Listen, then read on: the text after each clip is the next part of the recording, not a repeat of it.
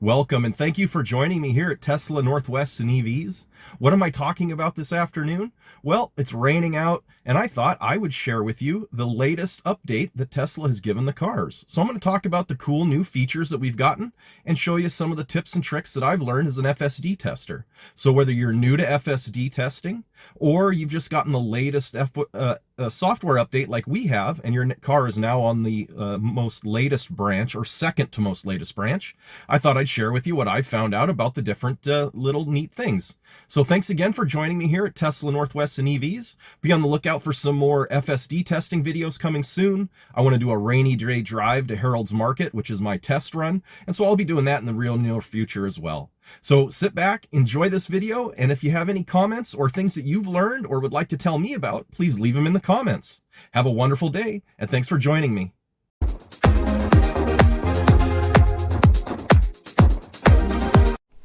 All right, hey, thanks for joining me on the flip side. So here we are back looking at the update notes from the software we've gotten. So as we can see, FSD beta 10.69.3.1, and then we're on the 2022.36.20 branch. And some of the notable improvements: energy app, cabin overheat protection, which I'll show you. In the Tesla app, you can now view tire pressures under service, and I'll also be able to show you kind of the new way you can see it in the app. Before, you wouldn't be able to see your previous tire pressure until you'd driven for a mile or so. Now it shows you what your previous temperature was the night before. We've got car left open notifications, language support for different new languages. Alternate routes is a really cool feature. If you put in a route, if there's an alternate available that might take longer, it'll show up much like it does on Google Maps or on ABRP, a better route planner, and let you select a longer route, but maybe a more scenic one. We also recently got some new games: Sonic, Cuphead, and Cat Quest. These aren't new to everybody, but in early 2022, some of the Model Ys and 3s shipped with power-only USB-C ports down in the console. Subsequently, they decided not to load any games like Sonic, Cuphead, and Cat Quest that came with, that needed a controller because we didn't have the ports. But I'm going to show you how we can use it now because they've added them again. Tesla profiles have new features. You can now disable the Sentry mode sounds. Blind spot camera can be moved, and traffic along route, they've given us improvements there. So let's jump right in and look at some of these changes. All right, so number one, we can move our blind spot camera. So you can see I've got my turn blinker on, and now if I use my finger, I can now readjust where I have my turn blinker at, depending on where I'd like it. And I kind of like it right there. All right, next new cool feature, let's go ahead and open this up. And if we go down to charging, excuse me, not charging, but autopilot, we can see we've got that option now for anybody to decide and pick it if they like to have it. And you can also pick assertive, average, or chill depending on how you want to drive. I leave mine in assertive, but for any new FSD testers, you may want to try chill or average to begin with. We also have new tutorials up here talking about navigate on autopilot, so be sure you watch those if you're a new tester. Under navigation, you can select all these different things, but I wanted to show you service here. Here's a new feature. We can now see the PSI from our tires from the previous day's trip. We also have the option to clear our browser history.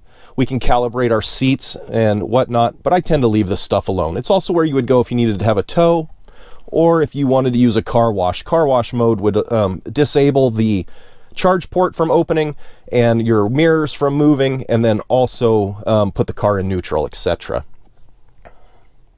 And then there was one other item I wanted to point out under pedals and steering. For those of you who may not know it, they have added this apply brakes when regenerative braking is limited. So if you're at an extremely high state of charge, the car will now apply friction brakes so you can still feel like you have that regenerative braking going on. All right, moving on to some other neat features. The energy graph has been updated. So as we can see here, we have what is a very, very cool feature that Tesla has added, listing consumption on your drive as part of the driving, what your climate control is consuming, battery conditioning, how much elevation may take into account, and then everything else, like your chargers, if you're charging your cell phones, or if you have the heated steering wheel on, well, that might be under climate, etc. And if you were curious about what all those mean, well, you can click on them. Excuse me. You can click on them and get more information. Now, I would also want to point out, let's just move this just a tear. Sorry about that, folks. the joys of live stuff. You can pick either trip or rated.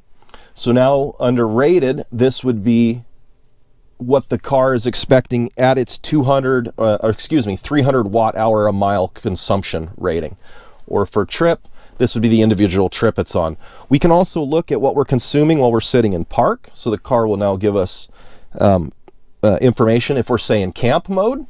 And then we still have our regular consumption graph that we're all so familiar with from the past. So we have multiple new options here, and they're really, really great.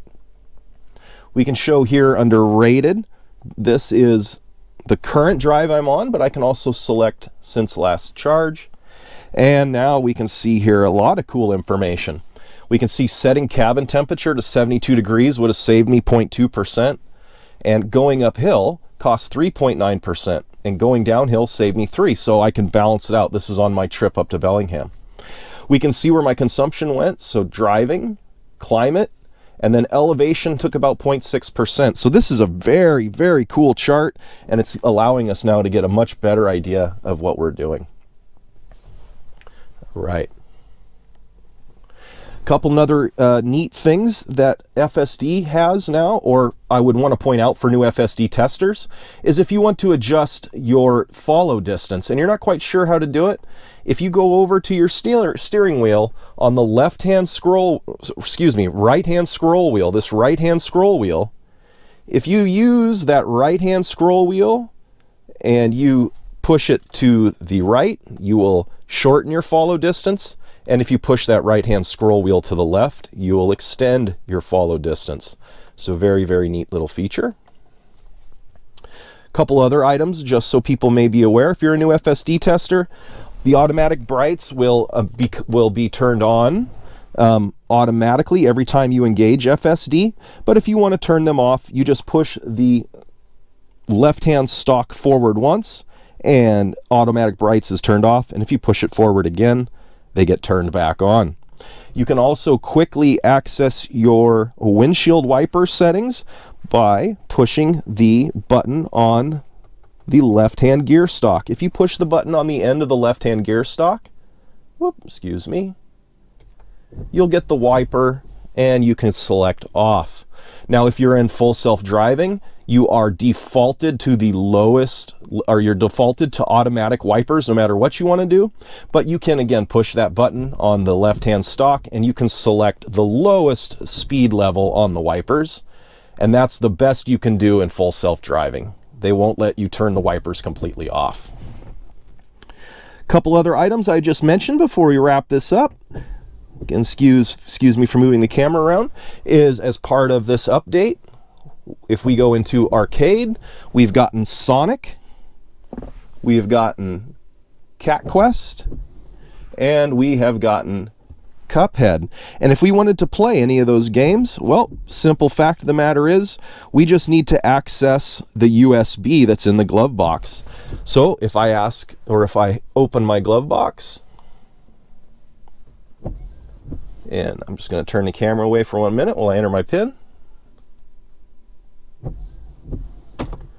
And we can see we get the glove box to open, and there is a USB that sits inside the glove box, and we'll just see that right there. That USB right there, if you remove that USB stick, now you can insert a controller and you can play your new cool video games. So anyway, I hope some of this information was helpful. If there's anything else you would like to see, or if you're a new tester and you're wondering about tips or tricks, I would love to share some more information with you. So thank you so much for joining me in this quick little update video, and I hope to see you on the flip side. Hey there, I forgot a couple things. I forgot cabin overheat protection, and I also forgot to show you the new cool thing you can do in theater mode. So again, this video is just chopped up a little bit, and I hope you appreciate these tips. So let's check that out real quick. So if we go into our car menu and we select safety, we can see that we can disable Sentry sounds. That was another new update that we got. Allow mobile access, pin to drive, glove box to pin. Everybody should know about those. And you can put a speed limit mode in, obviously. But if we scroll down here, we can see that we've got now options 90, 95, or 100 degrees for cabin overheat protection. So really, really cool. And then the other cool thing that we got is if we click our little toy box and we pick theater, and now let's say I want to watch YouTube. Maybe I want to check out some of my latest cool Tesla Northwest and EV videos. They've added this new little option where I can click, and now I can minimize the size of theater mode, so I can also look and see what's going on with the car. And for those of you that may remember, and I can also swipe it down, you couldn't do that in the past. So another really cool little thing that they've added, and I just hope that you found this stuff valuable. All right, hey, and then just one more quick thing before I end this video. I hate how everybody talks about all these cool things they get, but then they never actually show what the stuff is. So let me show you what kind of video game controllers we purchased that we have in our car. So if we come down here, we can see, number one, I purchased these awesome bins that slide underneath the seats. But all we've gotten are just a regular Xbox style Logitech game controller with a USB connection. So we just keep those in the car, keep them in these really handy bins that slide right underneath the seat. And then just one other really cool quick thing. Thank you for sticking with me. I would love it if you'd hit that subscribe, because I'm going to be doing a Tesla wall connector installation on the outside of my garage. So we will be updating from the current kind of ghetto system that I've got to a nice outside charger. So if you're interested to see how that works, hit that subscribe and be on the lookout for that video.